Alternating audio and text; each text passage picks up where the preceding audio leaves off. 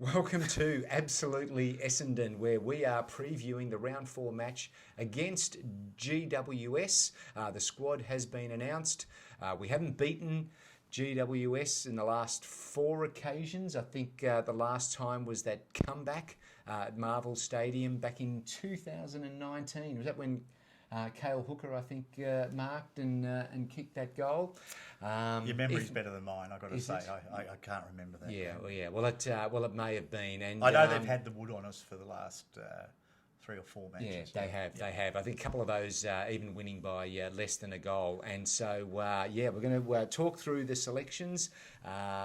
A little bit of, I think there's a little bit of angst amongst the Essendon community. There's a couple of guys that have been performing very well at VFL level, and everyone's just waiting, and no news as yet. Well, I think you're referring to Patrick Voss. I might be. Good guess. Who has, well, you did say a couple. I haven't got the second one yet. Yeah. But I'll get there. But Patrick Voss, certainly a lot of talk about him possibly making his senior debut this week. What do you got to do? Let's just get to the point. His last 2 games, he's kicked 9 goals in the VFL team. And let's call it as it is. We haven't had an abundance of goal kickers. Langford stepped up with 5 goals. Thank God he did a couple of weeks ago. Yeah. Come on. Well, I don't think Wiedemann and Jones, who are the 2 sort of key targets in light of Peter Wright's long-term injury, have been able to do a lot. Jones has been moderately effective up the ground, pulling his opponent out of a defensive 50. Yeah. Wiedemann, I've got to be honest, I know why Melbourne didn't want to keep him, and I think we're seeing a bit of that now. Good luck to the young man. I hope he does find form at Essendon. Does lightning strike twice? Will you get with Wiedemann what we got with Peter Wright, who was also a discard from his former club? Yeah. It's unlikely. And I've got to be honest. If you're playing the numbers... I haven't seen anything to say, this is a guy that's going to take us to our next premiership. So I think it's pretty important we establish a balanced forward 50, and Voss has been screaming out for selection. I'm surprised that he wasn't picked this week. What's the thinking?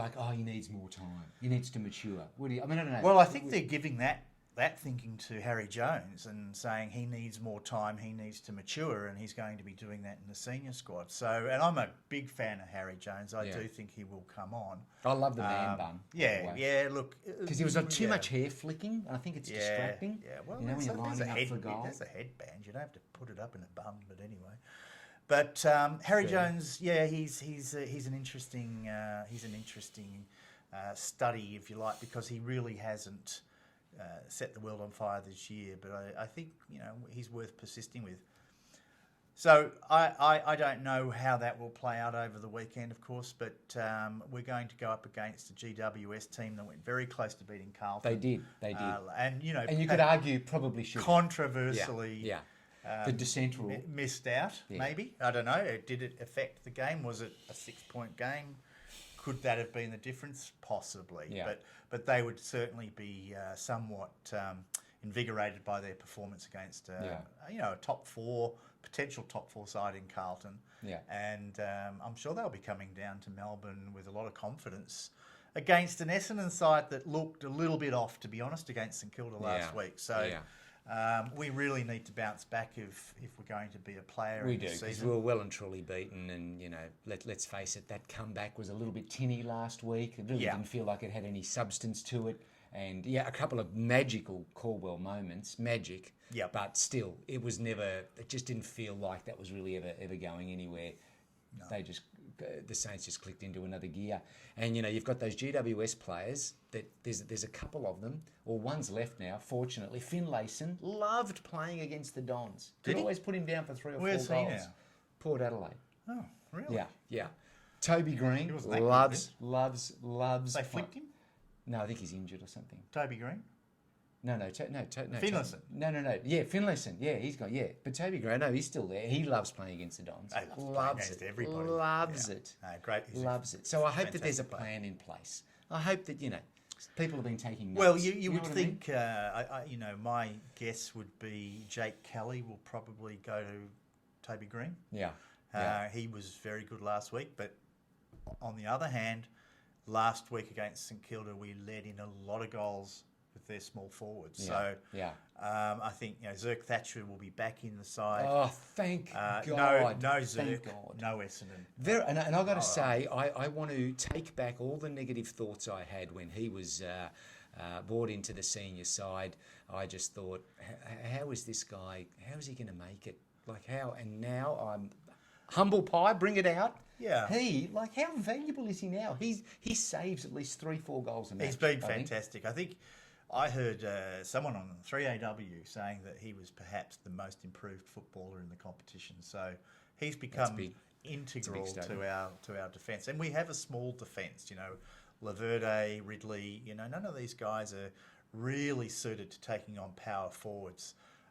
So it'll be and you wouldn't think he is either. That was my point. But somehow he gets in there. He's got a good body shape. He's strong. So he is probably a little better suited to handling those taller power forwards in the opposition's forward line. I mean, we're all hoping that, of course, Zach Reid will come good in time and will be the man to take us through the next 10 years in that key defensive position. But for now, we've got to make do, and I think Zerk Thatcher's doing a fantastic job. And also coming into the side, we have Andrew Phillips, the ruckman. Many saying he was mistakenly dropped last week because it really did throw the structure out a little bit. Phillips has been doing a great job backing up Draper, giving time for Draper to rest in the forward line. Draper provides a further target up forward.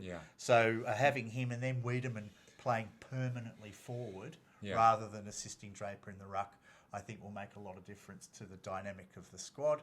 And that worked well in the first 2 weeks of the season, the first 2 rounds.